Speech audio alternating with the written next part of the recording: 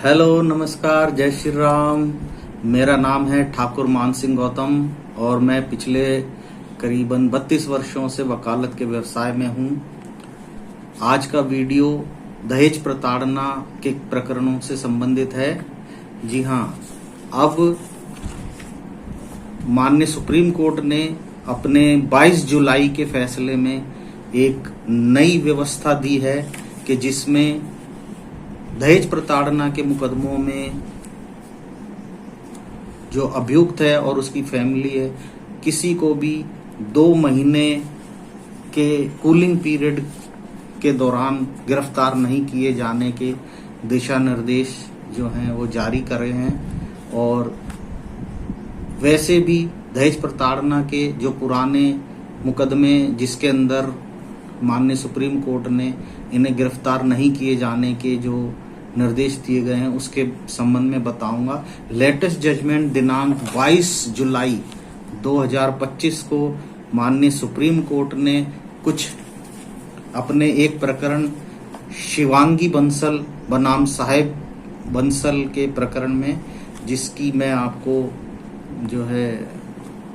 अपने लिंक दे दूंगा, उसमें आप देख सकेंगे। ऑनरेबल सुप्रीम कोर्ट ने अपनी ट्रांसफर पिटीशन नंबर 2367/2023 में ये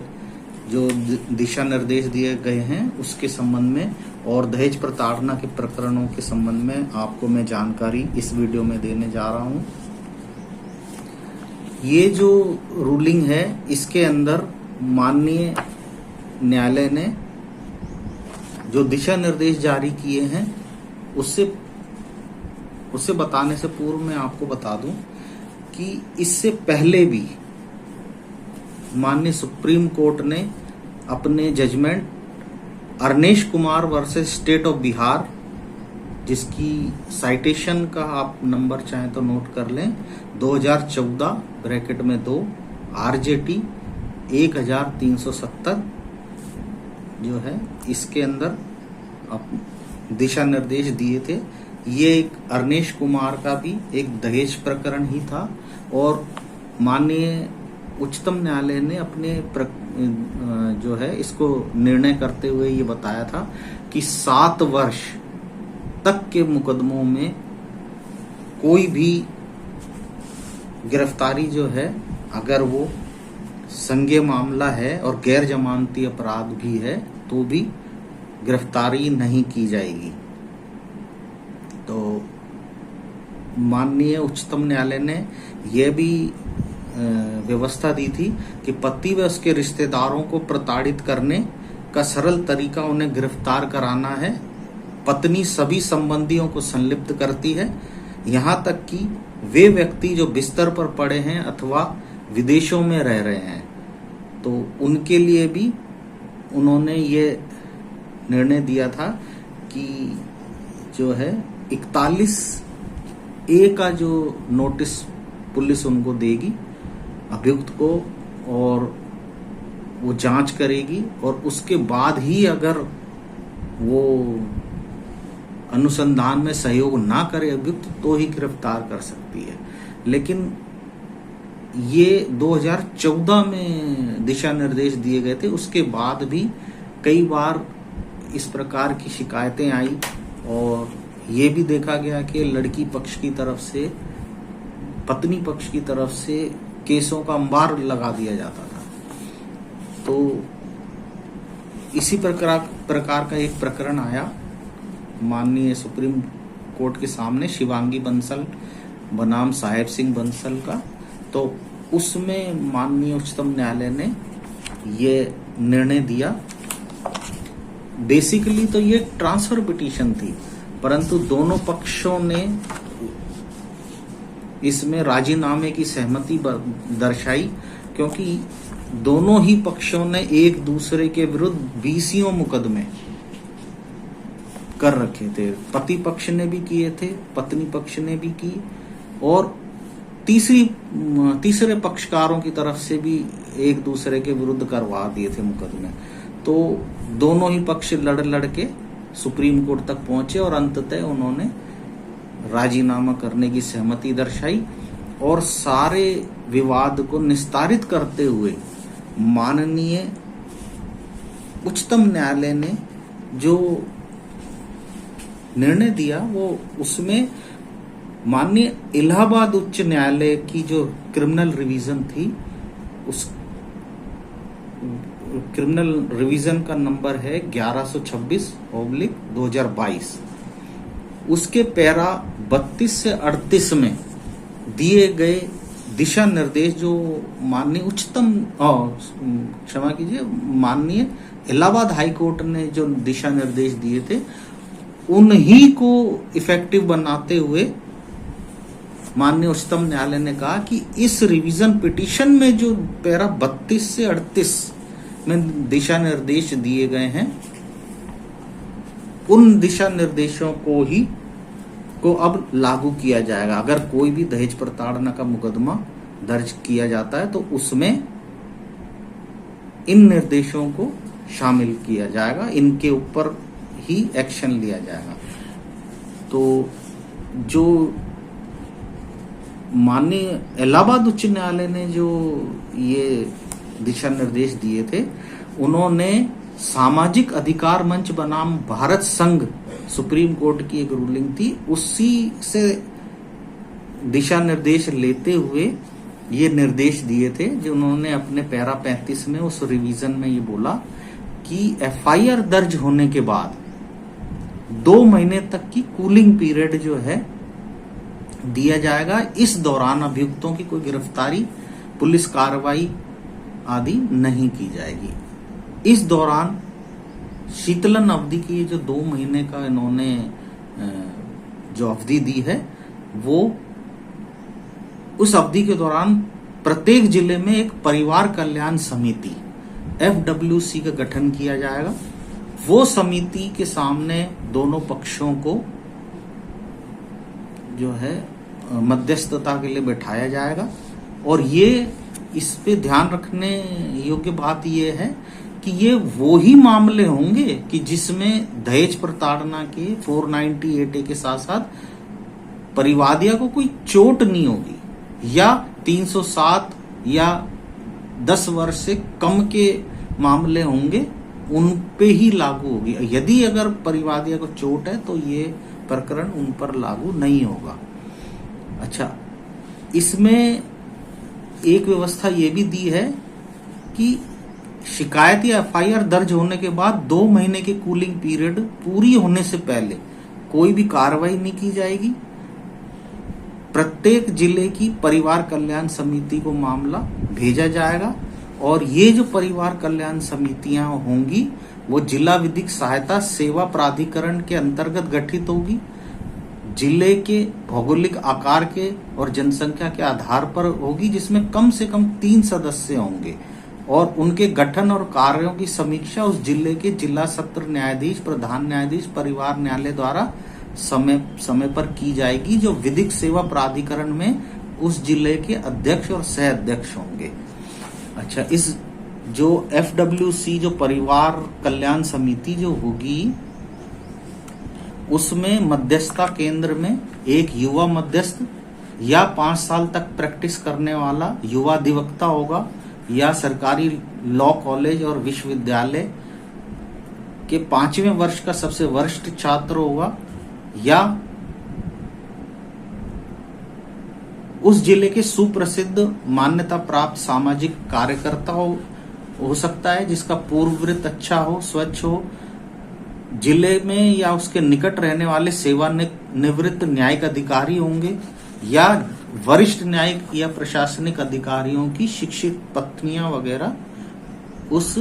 परिवार कल्याण समिति में होंगी। अच्छा, इसमें यह भी व्यवस्था दी है कि इन सदस्यों को कभी गवाह के रूप में तलब नहीं किया जाएगा कि भाई आपने क्या क्या देखा, या आपने जो अपनी वो भेजी है रिपोर्ट उसके बारे में बताने के लिए इनको गवाह के तौर पर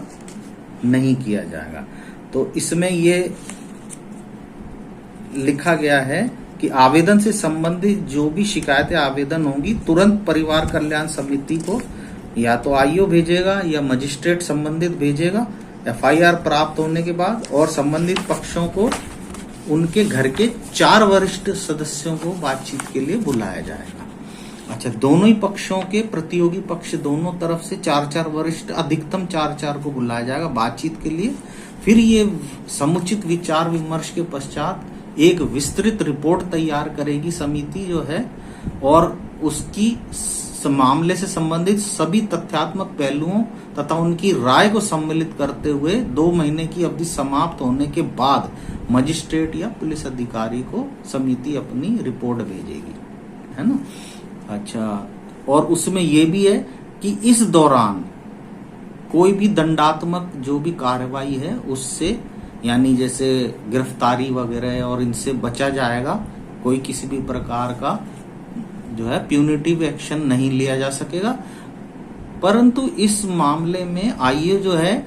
मामले की परिधीय जांच जारी रखेगा। जैसे कोई मेडिकल रिपोर्ट है, चोट रिपोर्ट है, गवाहों के बयान वगैरह हैं, ये वगैरह तो वो ले सकता है। और इस रिपोर्ट के आधार पर, ये जो समिति जो रिपोर्ट देगी, इसके आधार पर, गुण दोष के आधार पर जो जांच अधिकारी है या मजिस्ट्रेट है, ये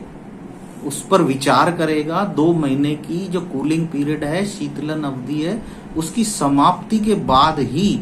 जो सीआरपीसी है, जो नई अब बन गई है नागरिक सुरक्षा संहिता जो है,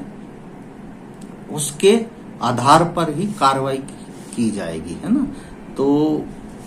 इस प्रकार से माननीय उच्चतम न्यायालय ने जो अपनी रूलिंग जो है शिवांगी बंसल बनाम साहेब सिंह के मामले में 22 जुलाई 2025 को माननीय इलाहाबाद उच्च न्यायालय की जो अपनी जो थी ना रिवीजन, उसमें जो प्रावधान दिए गए थे उन्हीं को वैलिडेट करते हुए ये कर दिया कि अब आप एफआईआर दर्ज होने के बाद 2 महीने तक तो कूलिंग पीरियड देना ही देना, और उस अवधि के दौरान पुलिस द्वारा गिरफ्तार नहीं किया जाएगा। इस संबंध में पहले जो रूलिंग थी, वो रूलिंग जो अरनेश कुमार वाली थी, वो सभी प्रकार के क्रिमिनल केसों पे थी। दहेज केस पर तो लागू थी ही, और अन्य जो भी 7 वर्ष तक के जो भी सजा से संबंधित मामले हैं उनमें भी थी कि उसमें 41 कै का नोटिस दिया जाएगा, उनको गिरफ्तार नहीं किया जाएगा। अगर 41 कै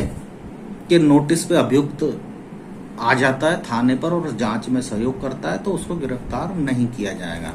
अच्छा, आम जन या जो भी हमारे जूनियर अधिवक्ता साथीगण हैं,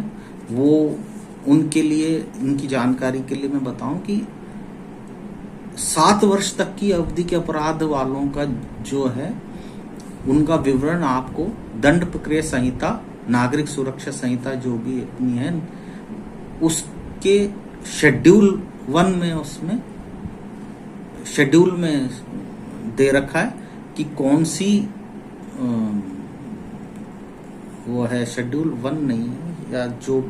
क्षमा कीजिए, वो शेड्यूल में अभी वो कर दूंगा, पिन कर दूंगा, उसके अंदर वो है वर्णन दिया गया है कि 7 वर्ष तक के मामले